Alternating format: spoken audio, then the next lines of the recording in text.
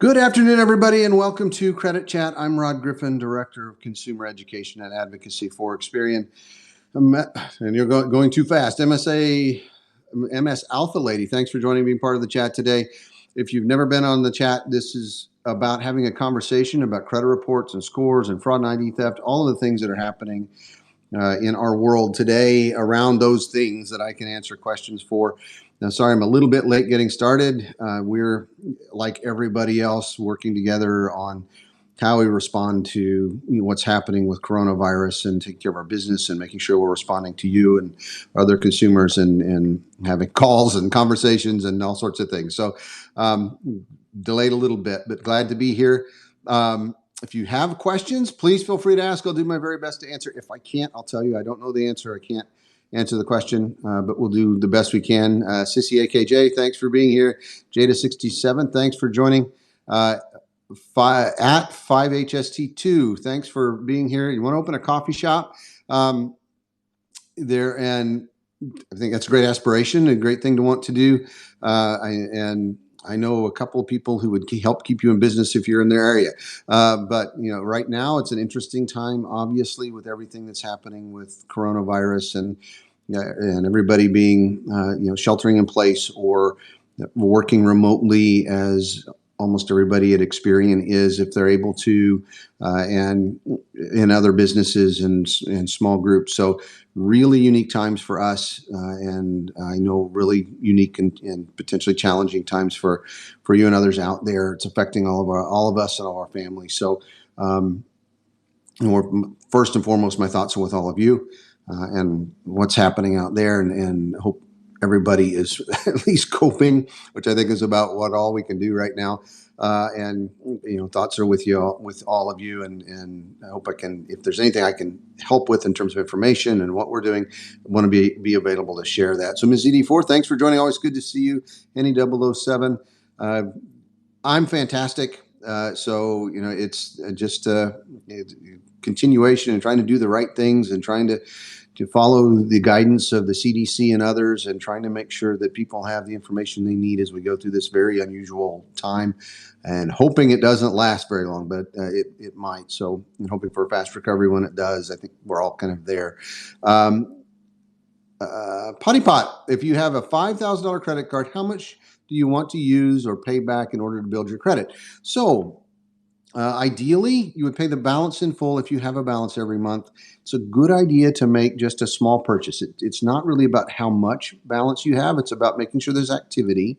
So if you have a credit card, make a small purchase, $10 or $20 or $30 a month, and then turn around and pay it in full. So you don't have to carry any balance at all. Ideally, pay the balance in full each month, and that will show activity in your credit history. It will show that you're using the card well. It will show a positive payment history, and that's going to help you build credit. So it's not about carrying a certain percentage of balance. It's not about having a certain number of cards. It's about how you use the credit available to you. If you do carry a balance, the recommendation is that you never exceed 30% of your credit limit. And the reason for that is not that there is no negative effect if you are lower than that, because there will be. Anytime you carry a balance, there's some risk, and so that will affect scores a little bit. But once you hit that 30% level, it's a threshold that they've studied, and it shows that once a person is carrying more than 30% balances or has a greater than 30% utilization rate, there's significantly greater risk at that point that they won't be able to repay the debt. So scores tend to drop faster and more significantly. So keeping the balances below that 30% utilization rate at the minimum, so it's not a goal or a target. The ideal is to pay your balances in full each month. Use the credit to your advantage. Debt's the financial problem. I think I say that every single time we talk, and I'll keep saying that because that's the real issue. Credit is a financial tool. I think it's going to be important for a lot of us as we go through some of what we're doing now. It's going to be about managing debt, but also having credit available to use for businesses and for consumers as we go through this crisis. So that's kind of the key. If an account is removed from Experian file, can I use that to ask Equifax and TransUnion to remove it? So I'm sorry, no, not really, because we're all three independent, and the lenders are not required to report to all three. If so, let me put it this way. If it's an account that's only reported to Experian, it wouldn't show on the other two, so they wouldn't have anything to remove. If the account is removed as a result of a dispute with that lender, and they tell Experian to remove that account as a result of that dispute, the lender has an obligation under the Fair Credit Reporting Act, under federal law, to notify any other consumer reporting company that they reported the account to take the same action. So if they remove it as a result of a dispute, the obligation is for that creditor, because they're the ones who know where it's reported, to tell the others to remove it as well. So it should happen, presumably, and according to the law. I would suggest you check the other bureaus, dispute it with them as well if it's there, so that you're working from both sides. But if the account is reported to Experian, you've disputed it, and it's removed by the lender then has a responsibility to tell TransUnion and Equifax to do the same if they reported it there. So that's the way that would work. We wouldn't go to the others, and you can't really go to them and say, well, Experian took it off, so you should too. It's up to the lender to make that determination, and we're separate and competitors. So from that perspective, it wouldn't, but the lender has an obligation to. Kind of a rambling way to answer that question, but hope that made sense. 5HST2, so basically it's not about amount, but responsibility. Exactly, and that's exactly right. And with credit scores, the other thing to know when you're building your credit history is that when you have an account, credit scores will not include that account until there's usually at least 3 months of activity, sometimes 6 months. Vantage Score is a scoring company that says in some cases they can include accounts that have a 1 month, so one payment. But you need not only to have an open account showing on your credit report, but it's going to need to be there for several months with activity. So making a charge, paying it full, to show that you manage that payment well, for it to affect scores and begin to affect scores. So it's not going to be right away either. So be aware of that also. Mara Himu 30, I probably said that wrong. I'm sorry if I did. Klosky 140, thanks for joining and being part of the chat. If you're just jumping on, I'm Rod Griffin. I'm Director of Consumer Education and Advocacy for Experian. I try to be here 1:30 Central, 2:30 Eastern, to just answer your questions about credit reports and credit scores, about fraud and ID theft, and be sure that we're giving you the information you need to act on that credit history. We want your credit report, your credit scores, to be a financial tool that's there to work for you. There shouldn't be a mystery about what's in that report. You should be able to walk into a lender, know exactly what they're going to see in your credit report, and have a very good idea of what scores they will see. The numbers may not match, but you'll know that they're going to get good scores if you're taking care of your report and scores, and be able to use that as a financial tool. Shouldn't be any surprises, and that's why we want to be here. What do I think about Turkey? If we're talking about the country, I don't know a lot about it. If we're talking about the bird, ironically, my wife was at the grocery store today. We make one trip, we're getting the basics, and she said all of the meat was gone except turkey. So I don't know what that says about what people think about turkey. Apparently they don't like it as well as other kinds of meat. I don't know. I'm not a big turkey eater, so not a big fan. So that's all I know about turkey. Stephanie Bama, thanks for joining and being part of the chat today. Again, feel free to ask any questions you have. I'll do my very best to answer. If there are things happening, we have a statement of what we're doing around credit reports and scores related to the coronavirus. You can find that on our website, Experian.com. We're doing a lot more communication. We're going to have a credit chat next Wednesday, 2 o'clock Central, 3 o'clock Eastern, about the coronavirus and the impact on our economy and our society and finances and credit. So we hope to have you join us there. We're on Credit Chat on Twitter, 2 o'clock Central, 3 Eastern every Wednesday. You can learn more about that at ex.pn/creditchat.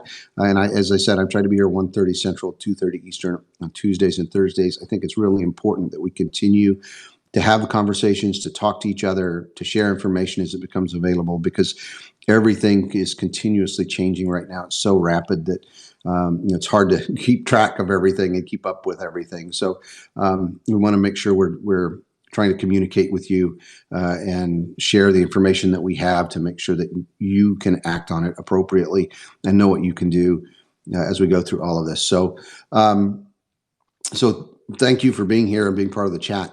I try to be here 30 minutes, so another 15 minutes or so. I was a little late getting started. We were having a meeting about things we're working on, in fact, around how we communicate. So we're actively trying to make sure that we're out, reaching out to people, making information available to you, and working with you to make sure you have what you need to as we go forward. So Florida Cop 911, good to see you again. Thanks for joining and being part of the chat today. Again, and New York Zeppelin, good to see you as well. If you have any questions, please feel free to ask. Apostolic, Wisconsin, welcome. I think you've been before. I recognize that. So thanks for being back. If you're coming back or joining us first time, can student loan and medical bills be removed? In time, yes. If they are accurate and reported accurately, they're going to stay on the report for the period of time that's specified under the law. So if it's a collection account, it's going to stay for 7 years from the original delinquency date. With student loans, same thing. Once they become delinquent, if they're the terms escaping me, student loans typically aren't charged off. That especially if they're government student loans, but private student loans might be charged off as a loss. They will stay 7 years from the original delinquency date as well. They're treated just like any other installment loan. The thing to know about medical collections in particular is that they're being treated very differently today than they were, say, even 3 or 4 years ago. Medical collections, while they're on your credit report and will remain on the report in most cases, if you apply for a loan, if that medical collection is paid, it will be excluded from the score calculation with the newest scoring system. So they don't have as much effect. Medical collections also weigh less heavily now in the scoring systems than they did in the past. So when you're talking about FICO 8 or 9 or VantageScore 3.0 or 4.0, which are the latest and most common scores, they have less effect, which is a good thing. And once they're paid, they have no effect at all. Same thing's true with other collections. When you pay a collection account with the newest scores, that collection account, even though it may still be in the report, will have no effect on a lot of scores and less effect, or on the newest scores and less effect on scores in general. So it's good to pay them, even if they can't remove them. But you can always talk to your lender and talk to them about options or opportunities for you too. So always recommend that. And that's something we're recommending now with what we're going through with coronavirus is make sure you're talking to your lenders. If you are having any challenges or know that you're going to be, let them know there are options available to them that they may be able to help you with in managing that debt. So act early and be communicative, for a big word, but talk to them, let them know what's going on, let them know you're affected potentially by coronavirus, and they may be able to work with you and offer resources and options.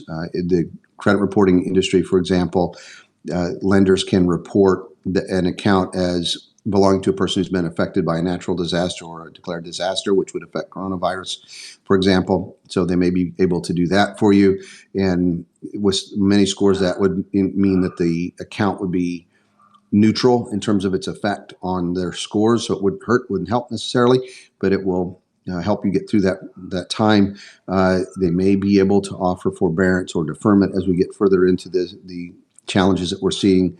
And in that case, you wouldn't have negative information, late payments reported until at all, and wouldn't have payments due until that forbearance or that deferment period ends. So there are options that may be available. Depends on the lender, depends on the situation. I think it may be, as early yet, but as we're beginning to see things happen, there'll be other options available, and lenders may be able to do more. So be sure you're talking to your lender. See what they can do. See how they can help. They may be able to offer reduced interest rates or things like that as well to help you get through the challenges we're looking at. So always work with the lenders first because they can help, and then we're working with them as well in the industry to make sure that we can help you protect your credit reports, your credit histories, and your scores as we go through this very unique time. Bayshawn, thanks for joining and being part of the chat. Keisha Renee, yes, thanks for joining. God's Daughter 2, thank you for being here. If you have any questions, feel free to ask. Again, I'm Rod Griffin. I'm Director of Consumer Education and Advocacy for Experian. This is Credit Chat, and I try to be here 1:30 Central, 2:30 Eastern on Tuesdays and Thursdays to answer your questions about credit reports and scores and identity theft. The other thing that that in the more than 20, doesn't seem possible, more than 20 years of experience in the industry. I've worked with Experian now for 23 years. And what we'll find is that the credit reporting piece probably isn't top of mind right now for most people. And that's as it should be. We're looking at all of the other things that are happening. But as we go further into this, the situation that we have and the financial issues become more pronounced, then your credit report's going to become important, and people will start to think about it. And we want to make sure, as I said, if you have the knowledge before then, to act and be prepared, that's ideal. So we want to help share information that you have, that we have to help you. Just got a credit increase with Synchrony. My score went down. Will it come back? Yeah. So Florida Cop 911. Anytime you see a change in your report, they always tell people don't look too soon. So give it a little time. That increase in your credit limit, and so we could potentially, because of that change in the account status, cause your scores to dip a bit initially. Typically, they'll rebound pretty quickly, and especially with something positive. Assuming everything else in your credit report's in good shape and nothing else changed, so, and that's the cause. I mean, look at your credit history. If you got your score, get the risk factors, make sure that that's the thing that affected it, because sometimes it's something else, but that's the big change that you've seen. Maybe something fell off the report, maybe something else got added, so just always be sure you're looking at the right thing. The factors will tell you that. So if they said there's a change in the account, and change in utilization, change of credit limit, something like that, probably would indicate that's what it is, and that will recover pretty quickly. It's also a good example of why, people will ask me, my balances are too high on my cards, are hurting my credit score. Should I just ask for a credit limit increase? And usually the answer is no. The best thing you can do is pay down the debt you already have, for most people. And so rather than ask for a credit limit increase and try to artificially change that utilization rate. The other thing is, if you ask for an increase, look at the inquiries. Sometimes lenders will treat that as an application for additional credit, and so, or new credit. And so it could be a hard inquiry. That might be the thing that's affecting your scores rather than the balance increase, the limit increase. And that's why another reason I caution people about asking for a credit limit increase. Usually when they do that, it will affect other things in the report. And so your scores might go the other direction, or a different direction, or not increase as much as you expected, because when you pull the string, everything's attached to that same string, and it moves everything. So check for those inquiries. That might be a reason, as I kind of chain of consciousness thinking about what you might see, and so that's one issue. Give it a couple of months. If it's an inquiry, usually after a billing cycle or two, the impact goes away. Same thing with a balance limit increase. That's almost always a positive. It means that you're managing your credit well, that the lender sees that you would be a good risk and wants to give you greater opportunity. So give it a month or two, and then check and see if your scores are back where they were before, or better, because that's usually what I see is it takes a month or two of activity. Car loan balance decreased. Yeah, so the car loan balance decreased. That's a good thing usually, but again, you're seeing multiple changes, and scores will go up and down. My scores go up and down.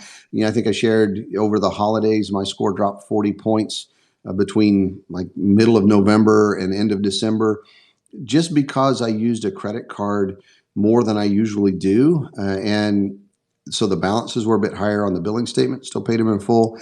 But because I used that card more, and it's because we were traveling, and I did it for security reasons primarily, rather than having to carry cash. I used a credit card to buy gas and to buy dinner for my family and some other things. And so my scores went down, and that's what the risk factors said. The balances on your credit cards have increased. Well, that's what it was. Paid them in full. Come January, my scores are back up almost to where they were, and because I paid off and my usage is kind of normalized again.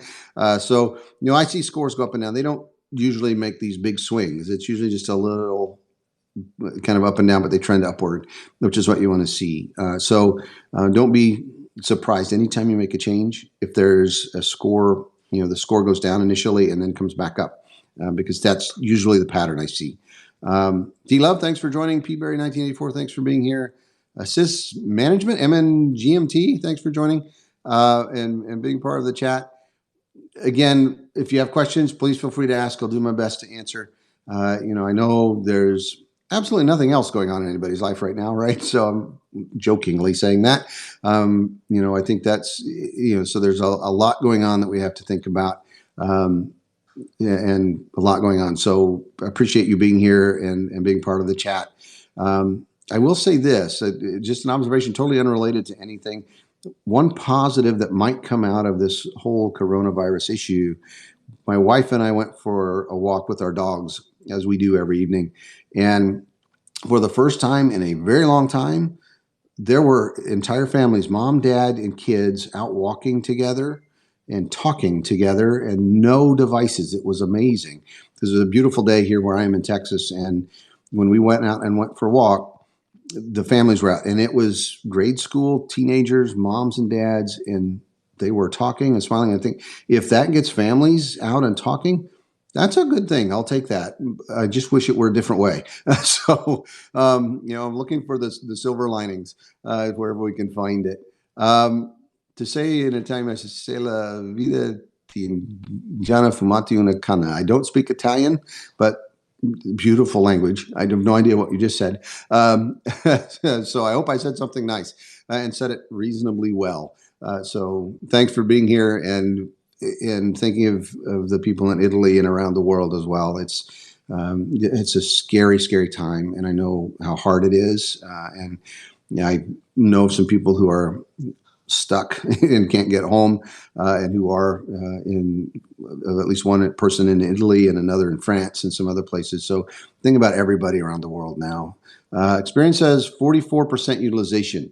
So so balance limit ratio. So that's probably what they're looking at in total. So all of your cards, all of your credit balances added up, all of your credit limits, and then divide the totals, total balance by total limit. I'll say it right yet. And you'll get your utilization rate. So that's what they're looking at based on the last time the information was updated with us, which is at the end of the billing cycle for each account. So if you're looking at a current report, and that's where it is, it may not yet reflect a change in that utilization. So that may be an issue too with that new the limit increase. So again, time's a factor. Give it a little time and then check. Check in another 30 days and see where it's at, and make sure everything is current and updated. You'll probably see a change then, would be my guess. Chill Mill, how do you dispute a medical bill that the facility is closed? So if the facility's closed, if there's a medical collection, it likely was sold or transferred to another creditor, another collection agency, so they would be the current owner. But if that account's no longer active, you can go to Experian.com/dispute and dispute that account, and you can follow the instructions to do that. Should be able to dispute it, and then we'll follow up with the company that owns it, or that collector in this case, and they would then have to respond to us. If they don't respond to us within 30 days, we would remove that account from your credit report, as in accordance with the Fair Credit Reporting Act. If it's owned by another lender, they would likely report, or we would get it updated then to show that new collector, and you would see that in your report. So absolutely should dispute it. It's free, doesn't affect your credit scores in any way, so you don't have to worry about that. But go to Experian.com/dispute if there's something you need to dispute, and absolutely do that.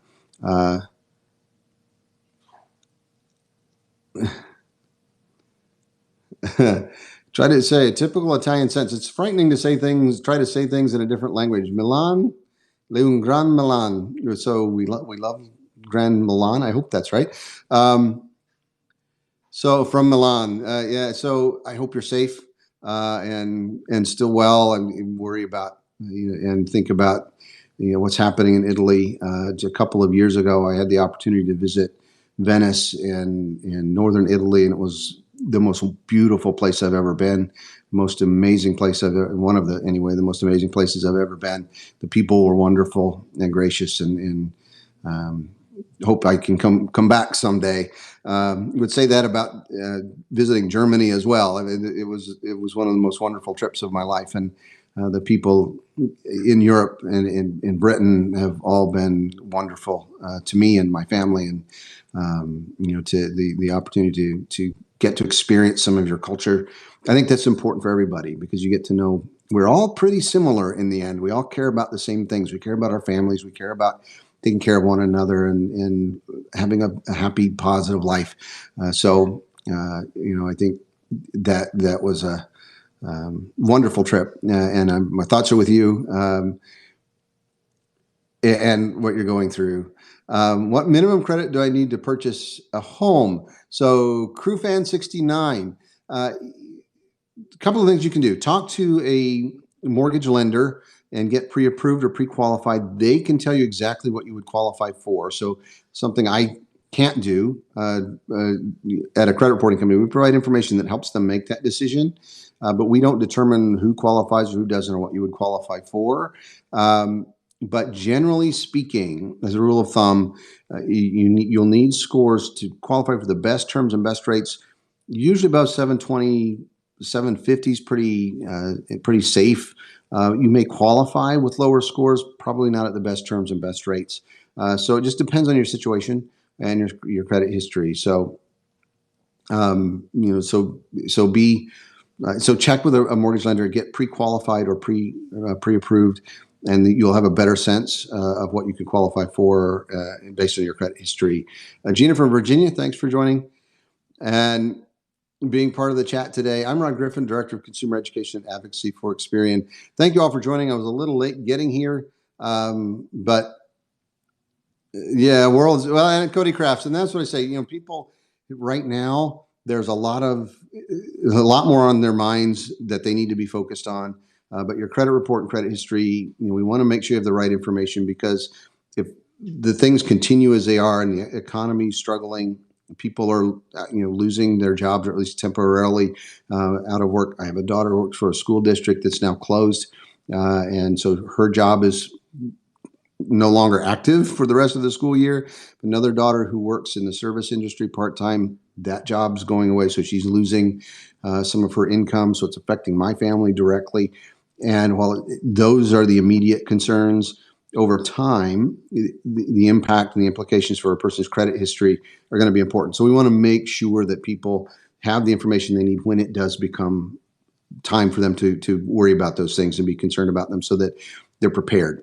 And so that's what we're worried about. So in some ways, I would agree with you. Right now, the credit report and credit history, probably not the top thing on the list, but in time, it will be, or should be, one of the things that we're concerned about over the next few weeks, and so and potentially months, the way it's going. So want to make sure that you're thinking about that. So how do you remove collection accounts?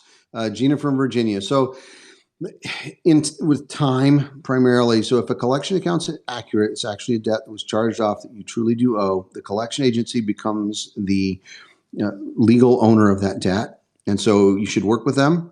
If you can pay them or negotiate with them, you can do all of those things. It's not going to cause that account to stay longer.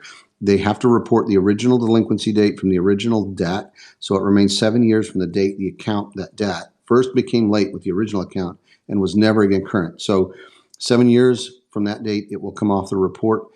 In the meantime, if you can pay it off in full and it's reported as paid in full, the new scores will ignore it, even though it's still in the report, and so it won't affect your scores anymore. One way to help improve them, if you can. I know, like now, and with everything that's going on, could be difficult. So, be aware of that. The further in the past that the late payments occurred, if you're able to pay, the better as well. So, that's what I would say there. Are cease and desist letters effective?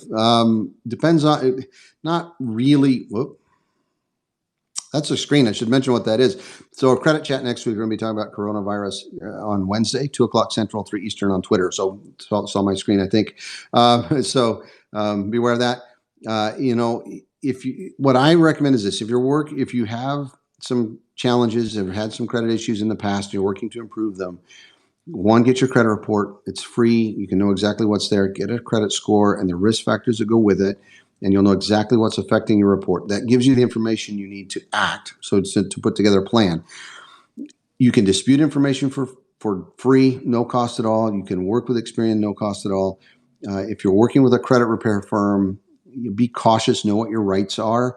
So there's something called the Credit Repair Organizations Act, CROA, CROA, that specifies your rights. Make sure that if you're going to pay for somebody to, quote, fix your credit, that they are complying with that law, because whatever they do, what the Federal Trade Commission has said is that whatever a company you pay to, quote, fix your credit, repair your credit can do, you can do for free.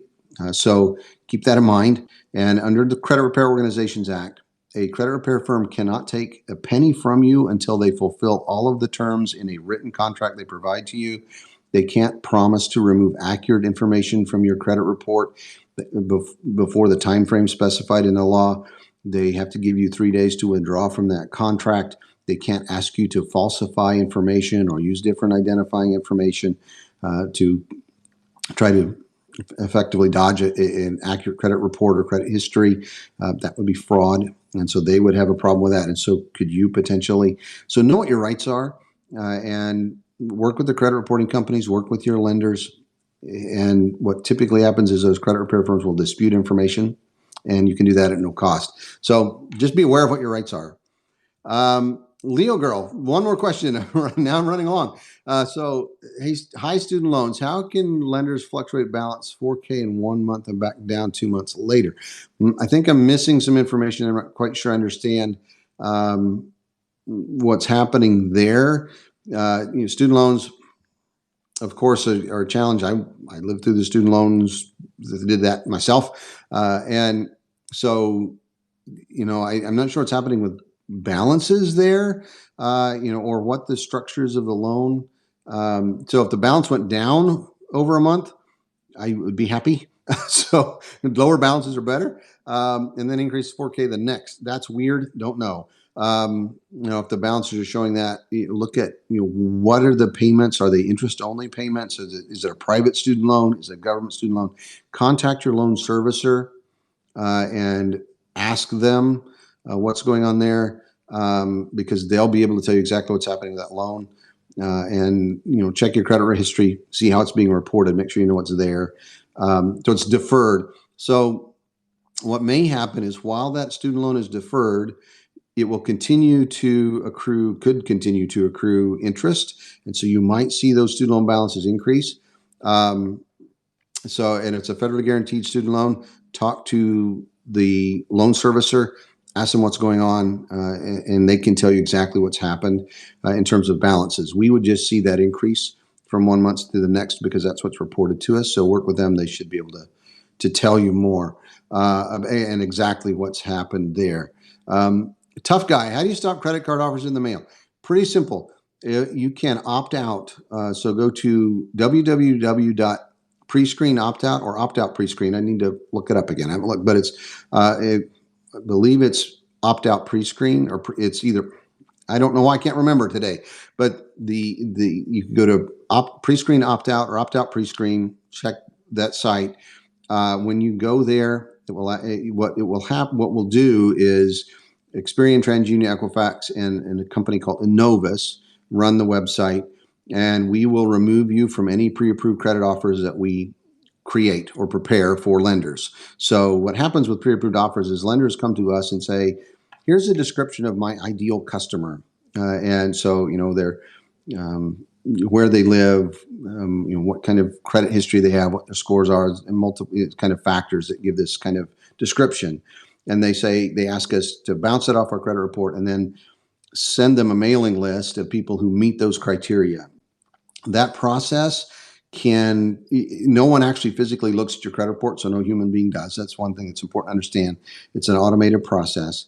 And we do what we call a pre-screen or pre-approved offer process.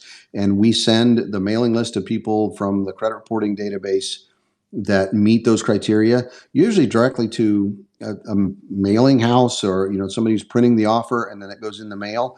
So all we really output from that is name and address. So there's a way to mail the offer. The offer will go to the consumer. You can then decide to accept it or decline it. And if you decide to accept it, you then are applying for credit, and they could check your credit report to make sure you still qualify. The reason is from the time we get that request to create that mailing list of people who qualify to the time you get that request can be up to 6 months.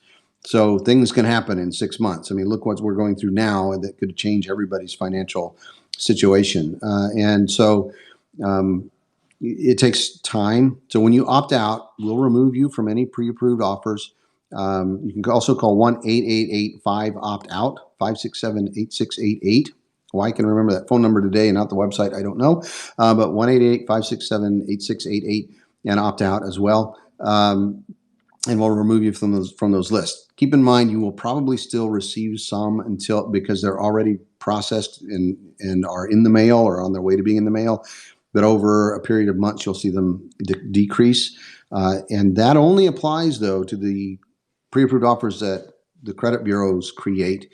There are lots of exceptions. So things like politicians, they can still send you offers or requests, charitable organizations, things like that. So be aware of that. You may still see those. You'll need to contact them directly. But from a credit offer perspective, you can opt out. We'll remove you from those lists. And then if you want to opt back in, you can tell us. What I always tell people is I don't mind getting pre-approved offers because I get to make that choice. I can say yes or no. And if I happen to be looking for credit or find an offer that actually offers something that I really need or want, I can choose to apply. So it expands my opportunity as a consumer and expands the marketplace for me to a national level. And then if I choose to accept it, I can. Most of the time I say no, and I always tell people no is the most powerful word in credit. So I know, little short word, really powerful. So, but yes, you can opt out. Opt out pre-screen. Thank you, Leo Girl. I always get those backwards. I don't know why when I do that website. So yeah, so if they want annual fees and ridiculous rates, say no. Turn them down, shred them. So that's kind of the way it is. So and G5 in the sky, like I said, I think right now it's not top of mind for all the right reasons, but it will be soon. So, I'm going to continue being here. I'm going to continue to share. I'm going to continue to answer questions as we go through this because I think having that information is going to be really important as we go forward and as we see things change. So that's why it's so important. So thank you all for being here, part of the Credit Chat today. Again, I'm Rod Griffin, Director of Consumer Education and Advocacy for Experian. This is Credit Chat. I try to be here 1:30 Central, 2:30 Eastern on Tuesdays and Thursdays. And we are on Twitter on Wednesdays, 2 o'clock Central, 3 Eastern. You can learn more at ex.pn/creditchat. Hope to see you next Wednesday. We're going to talk about the implications of what we're going through now with coronavirus, and both financially and from a credit perspective and personal finance, and have lots of experts with us. So hope to see you there. Thank you all so much for being here. I apologize if I didn't get to your question. Please join me next week. Have a great rest of your day. Stay safe and stay well, everybody. We'll talk to you soon.